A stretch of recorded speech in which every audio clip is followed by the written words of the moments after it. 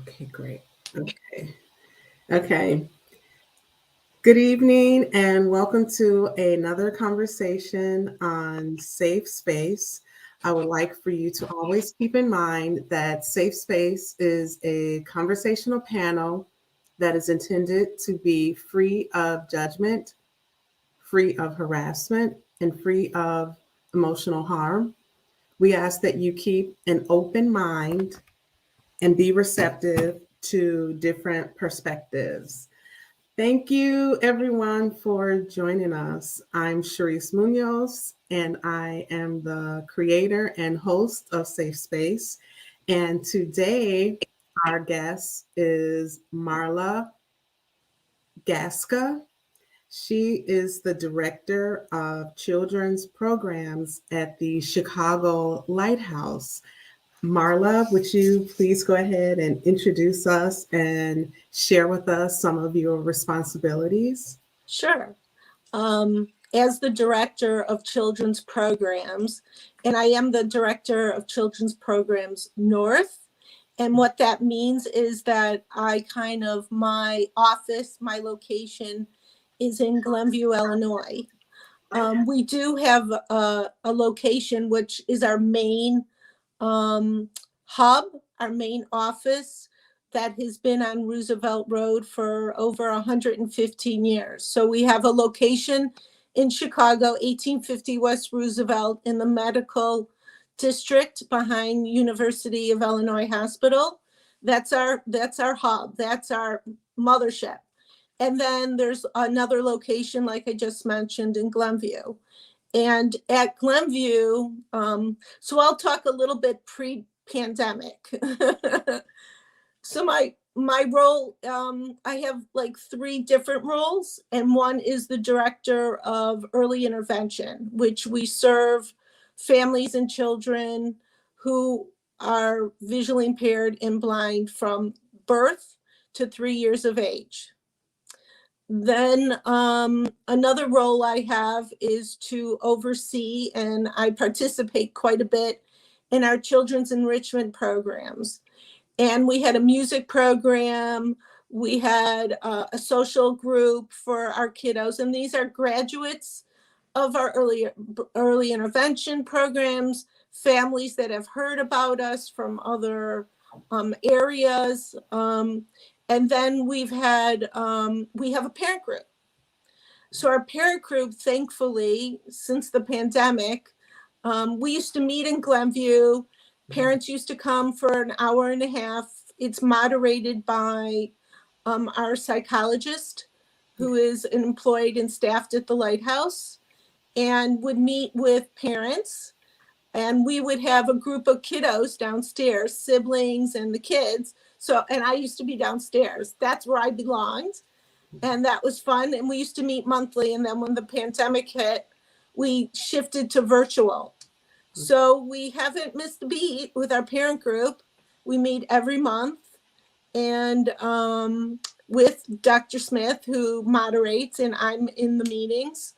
And so that's been going all along every month at the beginning of the month.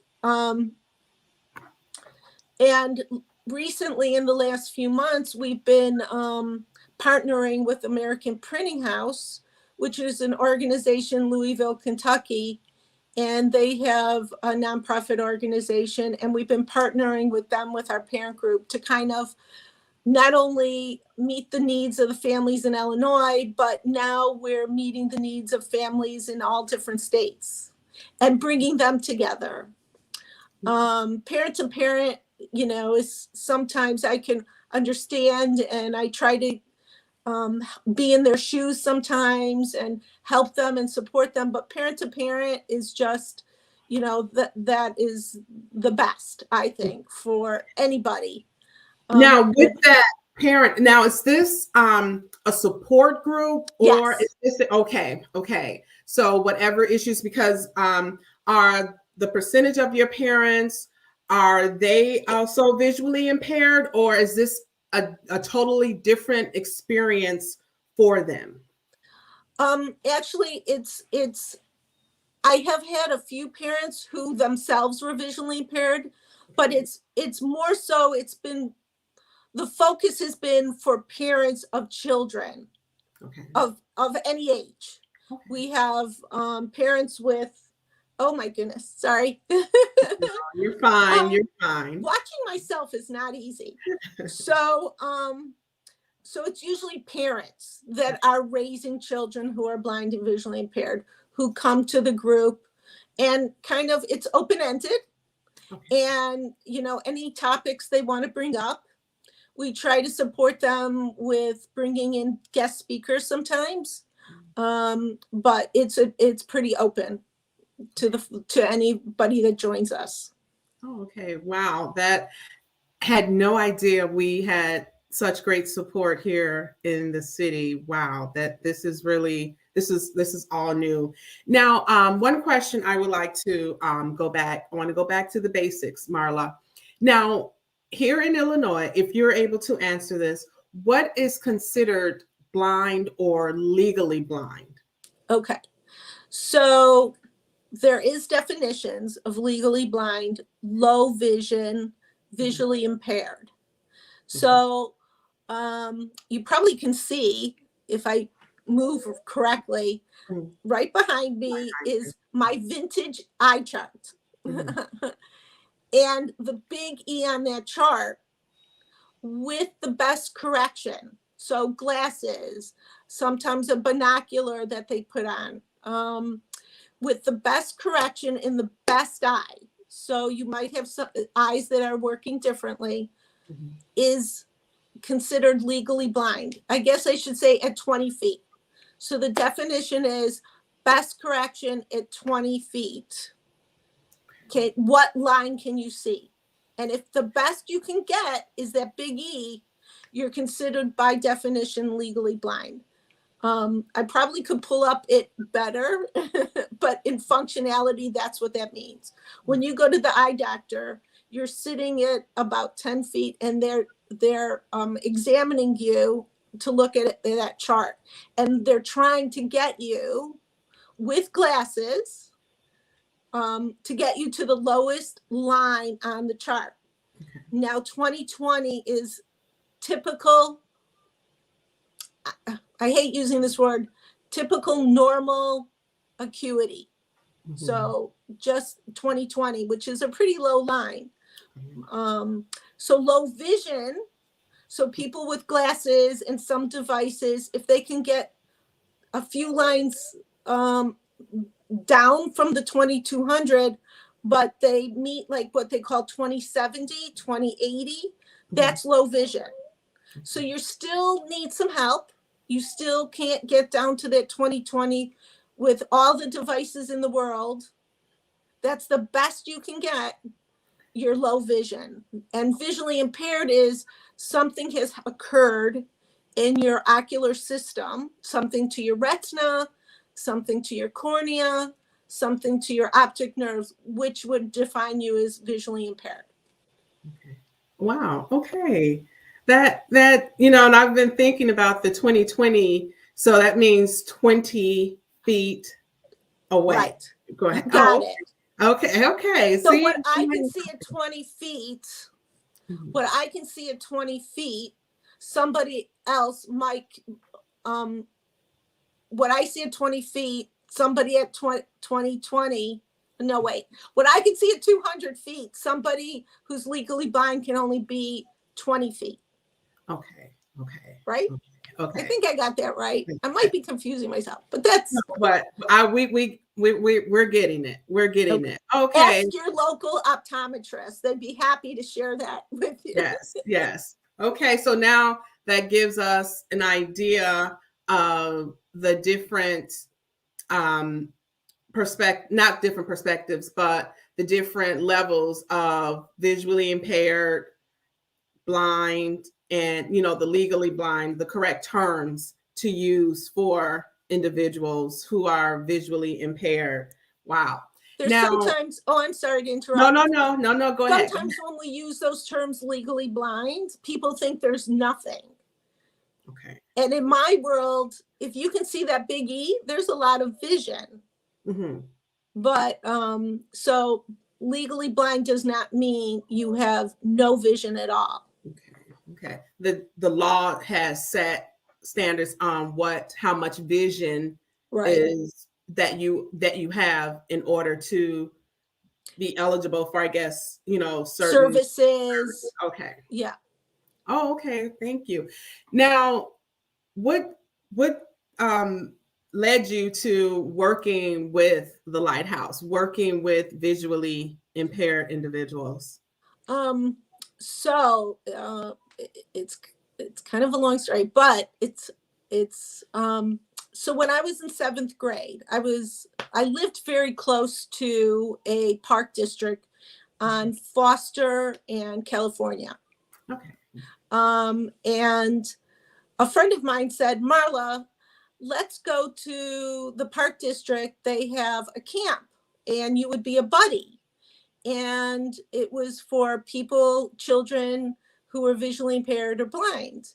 And I said, okay. And I could walk there. It was walking distance for me. And I went to this camp, and it was young kids, campers. There were some teenage kids, and I was worked at it was on Foster, and I forgot the official name of it, but it's a park district, and they had this wonderful program, summer camp, and I was a buddy.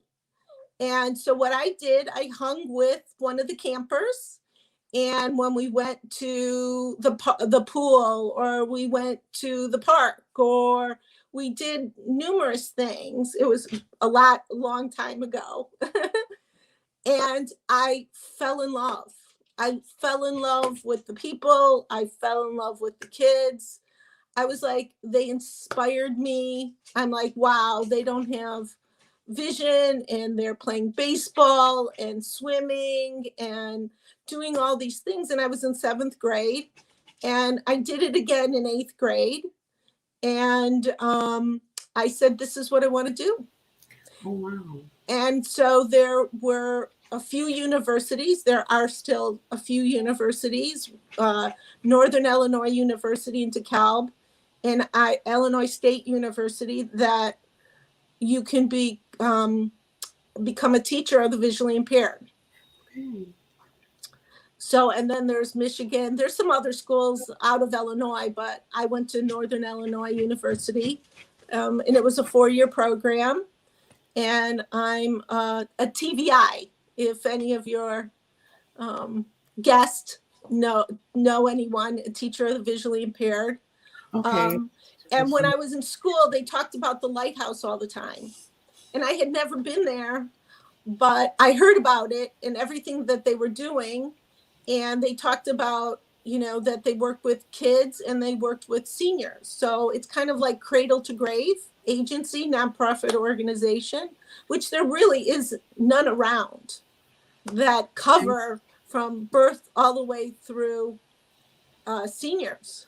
Okay. So I said, okay, let's check it out. And I worked really hard to get a job there in their school, because they have a 3 to 21 therapeutic day school. Okay. And now there's a preschool on Roosevelt Road, and we still have our day program, our therapeutic. And then there's an early intervention program. And I was asked to pivot from the school program into the babies, the early intervention. So I've been in early intervention program for 35 years. Oh, wow. Now, what is considered early intervention? So early intervention is a state program, and it's so children who are eligible for services. Well, I'll talk specifically about my services, because there's children can be served by occupational therapists, physical therapists, speech. But for me, these kiddos who are born and identified early, that they're visually, there's an ocular impairment, or they're born blind, I've had kids who were identified at birth with no vision, no functional, no vision at all, to receive services from a DTV, which is a developmental vision therapist. I use the word educator because I'm a teacher, and our role is to support the family. This may be a family that has never met anyone with a visual impairment or blind. Here's this baby, and your baby is visually impaired or blind. So we go in and help support and teach and work on developmental growth, developmental skills, sitting, crawling, eating, sleeping, playing, and trying to figure out if there's any functional vision, how to use that, how can we help this baby access that vision that's left for them. And they're in our program from birth to 3. Okay. Third birthday, they transition. Now, when they transition, where are they transitioning to? So we help the whole team, and the early intervention system. Our goal is to transition kids to the next step is early childhood. And that could be their community early childhood preschool that might have programs that can meet their needs. So yeah. So the next step is early childhood. I'm sorry, I didn't hear your question.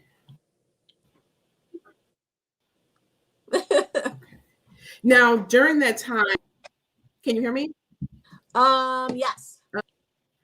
Okay, great. Okay. I'm sorry. I'm having technical difficulties. My apologies, everyone.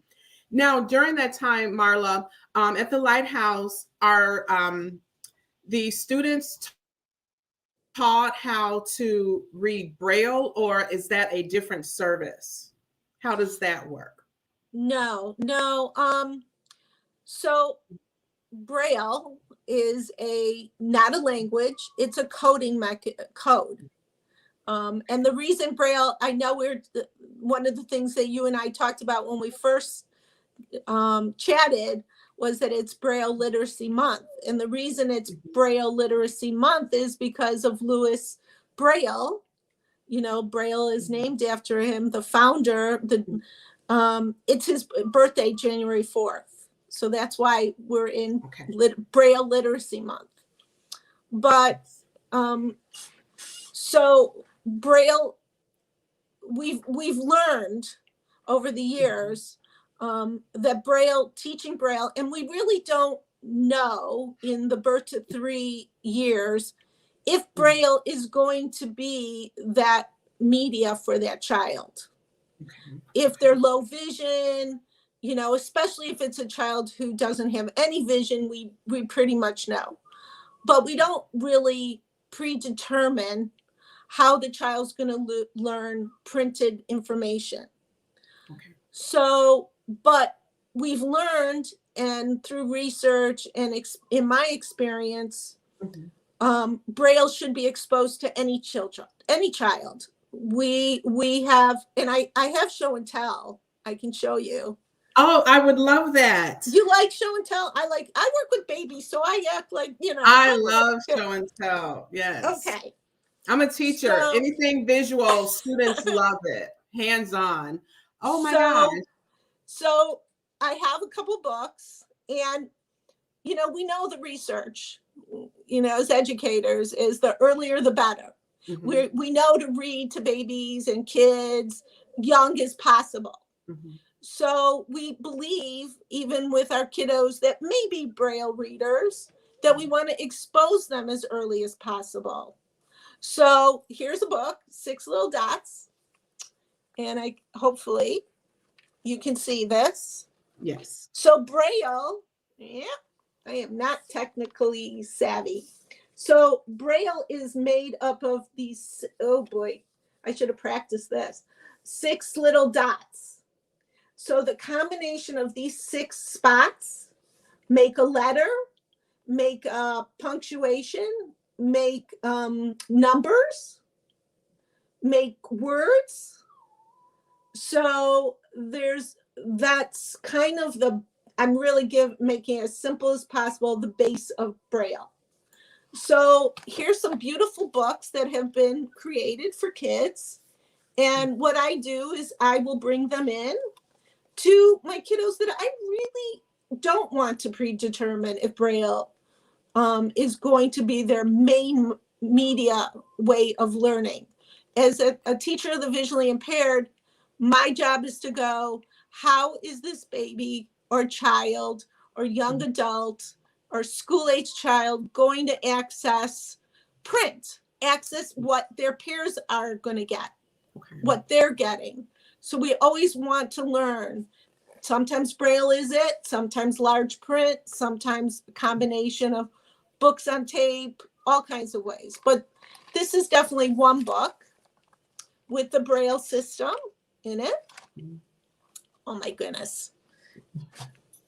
And then, so here's a book with actual Braille on it. Okay. Can you see it? I'm sorry, I'm leaned all in, Marla. I'm like, I'm really interested in this. So here's a cute book about the farm for our babies who are learning what's a cow and what's a dog and here's the farm guy. And then here's some Braille on the bottom. This is Braille, that says farm. And then some Braille up here that's identifying the name, where the book, the printer of the book, the publisher of the book. Yeah, okay. And this Braille talks about this. So honestly, this is from a company called Seedlings. And we help parents enroll in Seedlings, which is a wonderful organization. So they send out these adapted books to families. In my education, I had to learn Braille to transcribe Braille. Wow. So that was like 3 or 4 courses in that. What an experience. So I have, and this is actually my Brailler from college. Oh. So here's a Brailler. And it would be really complicated to show you how it works. But okay, Marla. There we go. So you can see those 6 keys, little keys, mm-hmm. and then a big key in the middle. Right. So those 6 keys make that cell I just showed you. Okay. So it takes a lot to learn. So you wouldn't really start with a little baby with this. We pretty much teach Braille alongside their sighted peers when they would learn the ABCs and learning to read. Oh, wow. So there's lots of ways and lots of books, cute books that talk about Braille. That is so interesting. So with a baby, I would say, find the bumps. Let's find the bumps. And it's nice because we could have a little brother or sister and mom read the book and everybody enjoy the book together. Because it's just a printed book for some, it wouldn't be enjoyable. Auditory skills are just as important, but it's nice that they get some access to what's on the page and that they get to participate in the reading at home. Oh, wow. That is so wonderful. That is interesting. I've never seen is it Brailler? The Brailler. Perkins Brailler. Yep. Perkins Brailler. Okay. This is an old one. This is not like looking in a mirror. I know sometimes it's flipped. It's like, no, it's to your right or to your left. Yeah. Oh boy. Woo. Okay. No, you're fine. You're doing great, Marla. Oh my gosh, you're giving me so much great information. I had never seen the Brailler before, and so now that's something I definitely want. Now, I would love for my students to see that. Now, with the Lighthouse, do they offer? Are they open to field trips, or is it now with the pandemic, everything is sort of halted? I think with the pandemic, especially right now, they're not really doing field trips, but we love kids to come. We have different tours all the time. Okay. All the time. So yes, it is a place to come tour. It's a really cool facility. Lots of things to see. Excuse me. We have a clock. We have an industries program, and they build, and I have one, but I'd have to go take it off the wall. No. So they build clocks for, oh, I wish I could speak to it, different companies. Actually, our clocks are in Target. So Oh, we employ people who are blind and visually impaired to create these clocks, and they're really super duper cool. I can get it. Let me get it. okay. I'm I am loving this, Marla. This is so interesting. much better at show and tell. Hey, and that's a great way to learn. So this is a clock Okay. from the Lighthouse. Okay. And they have different ways of making faces. If you go on our websites, not that I'm here to, but, and they create this. This team of employees put together. I created this one. They showed me how to do it. Oh, wow. And they create them and make them and get, and companies buy them, purchase them. And they're wonderful clocks, and they are in Target. I know there was Target ones. Those look like the clocks that we have hanging in our classrooms, the traditional face clocks that we have, the non-digital clocks. Oh, wow. And I did not know that, because I know like in city and state buildings, I would see visually impaired individuals working at like a concession stand. And so do you prepare them, provide them, well, provide or prepare them with life skills to go out into the real world? Is that provided by the Lighthouse, or there are other organizations that would have to come in for those type of trainings? There's a few programs that we have. It's called jobs placement, jobs skill area. So we do help develop, learn what their skill sets are, and help them obtain jobs. So we have a group, a department that will help work with the community and help figure out where they can place and some of our clients. Oh, that's nice. Yeah, that would be a whole session in itself, but it's really cool. One of the areas that I do oversee is called youth transition. And there is a job opportunity for our youth group. We've been working with Walgreens, placing some of our young high school students to work at Walgreens. So for about 3 or 4 summers now, it happens in the summer, about 6 or 7 of kids who apply for a job, and it's a paid job. And we've been working with Walgreens, who has been phenomenal in embracing and employing these kids. Oh, that's awesome. We also have a summer program. Well, we call it Summer in the City. So we have about 12 kids who apply, and we spend a week in the city. And we have been staying in like the University of Illinois on campus in the dorm. So we stay in the dorms for 5 days, 12 students with some help, lots of help. And we travel all through the city. Nice. And we go and eat in different places. Last year we ate in Chinatown. We went to, what's it called? Where you, it was so much fun. Where you go in a tube and you fly around. iFly? iFly, thank you. Oh, I know they love that. Yes, I did it. But we went to iFly. So the idea of that week is that they get an opportunity to be independent. They get an opportunity to be with peers, alike peers. They learn about the city. We travel on the train. We travel on the bus. We even get an opportunity to go to the yacht club and be on boats. Oh, wow. That's Yeah. awesome. And yeah. Now, I'm going to back up a little bit, Marla. Now, Sure. in your program, are you provided with a certain type of curriculum? Is it provided by ISB, or is it something that you have to create on your own?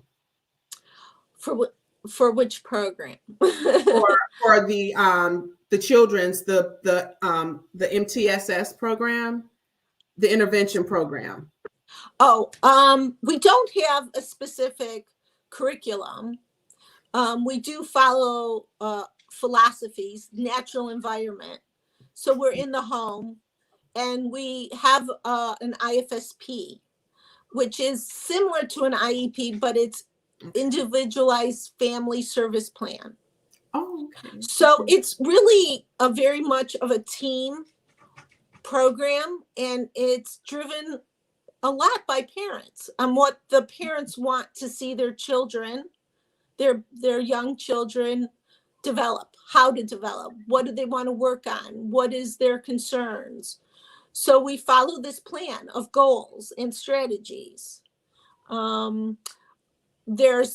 don't have I don't use a specific curriculum, but I use a lot of strategies and philosophies from lots of different places. Oh, it's very child driven, in my opinion.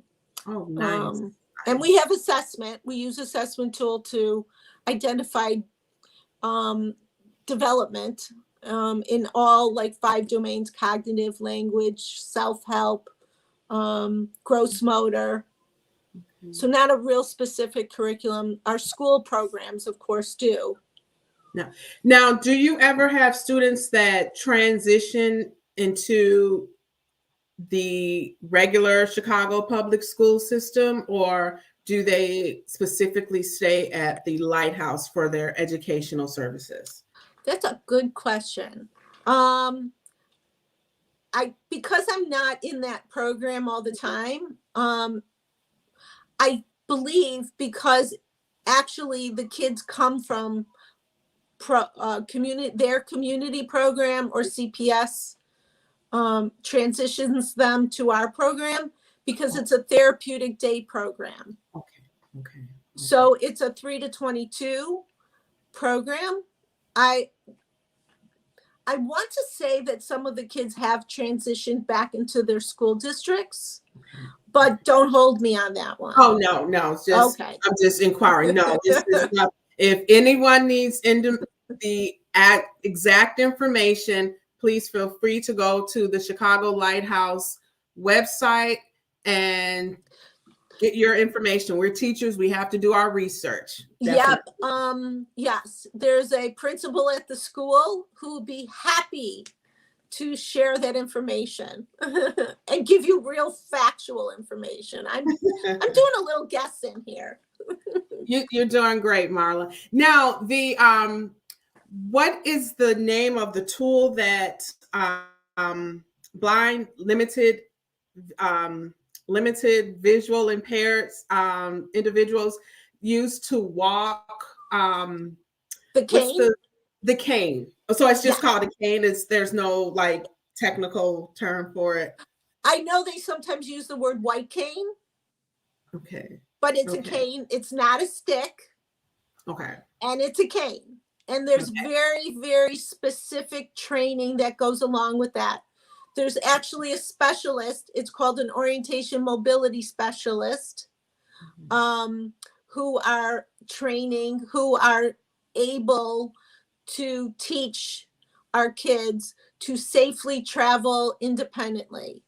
So my expertise with travel or orientation is more in the home. I can do that a little bit inside a home, like learning to walk up the stairs, but an orientation mobility specialist, and the school districts have them. They're part of the school district.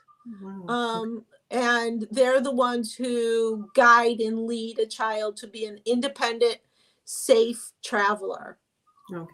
So with those, and if you have the information, are they made specially? Like, is there any type of technology within the canes or for the as they're walking for the vibrations that they Um, feel? uh, I can give you a little bit, because my Okay. babies, we call them pre-canes, and believe it or not, when my kids are up and walking, we use a push toy, or Hmm. we use a very special device that's made for them, which is called a pre-cane. But when we come to a cane, like the white cane, there's lots of pieces to that. But there is some really cool technology out there that gives like a sonic. Oh, I'll myrtleize that. But there's a lot of technology. It's improved travel for many adults with these very high sensitive Hmm. canes. You can look it up, Google it. That's the only time I tell people to Google it. But yeah, you can Google. There's just a series of different canes out there that are cool. They're super cool. But I know for the basic learning, we don't use that, all the technology. We use a simple white cane. And sometimes at the end, there could be like a ball because it moves a little smoother. But there's a touching a method that they must learn. Okay. So it's very specialized. It's very, you've got to get one of my orientation mobility specialist colleagues on to talk a lot, with a lot more knowledge about it than I do. And what is that title again? You said the occupational Orientation orientation. and mobility specialist.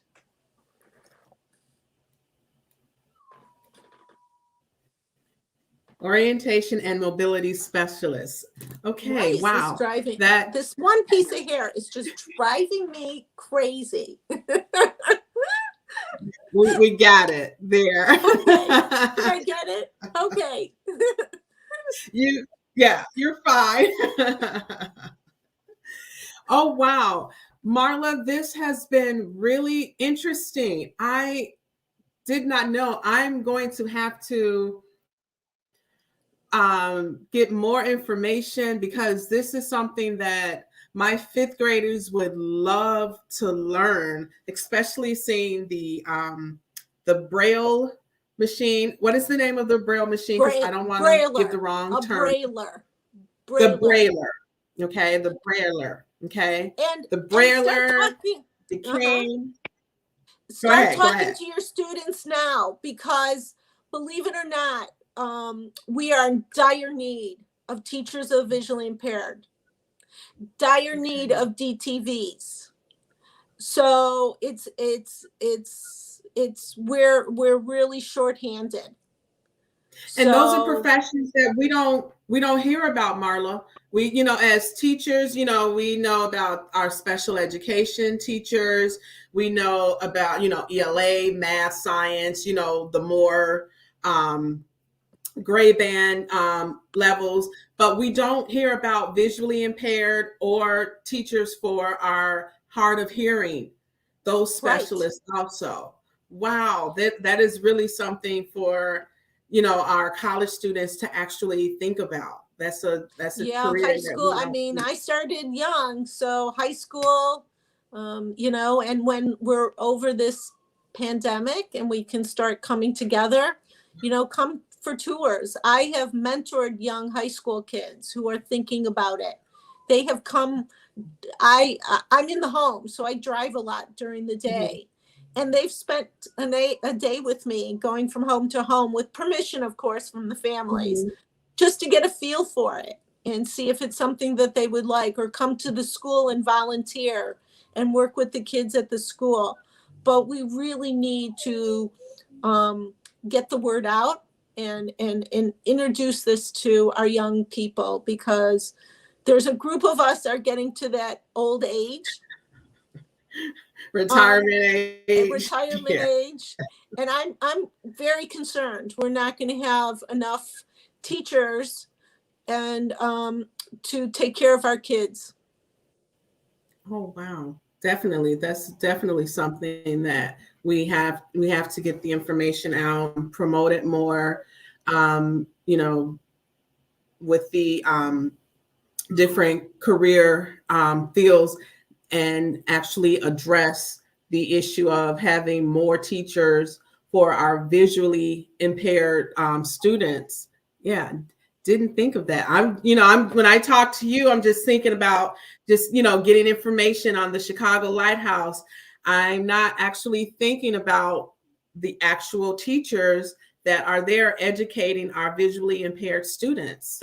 Thank you for sharing that with us. Sure. Thank you so much. Again, I want to thank everyone for joining in. This has been an interesting conversation, to say the least. This is something different. This is definitely something different, speaking about our visually impaired community. Thank you so much, Marla, for You're being welcome. a guest. And this has been a great conversation.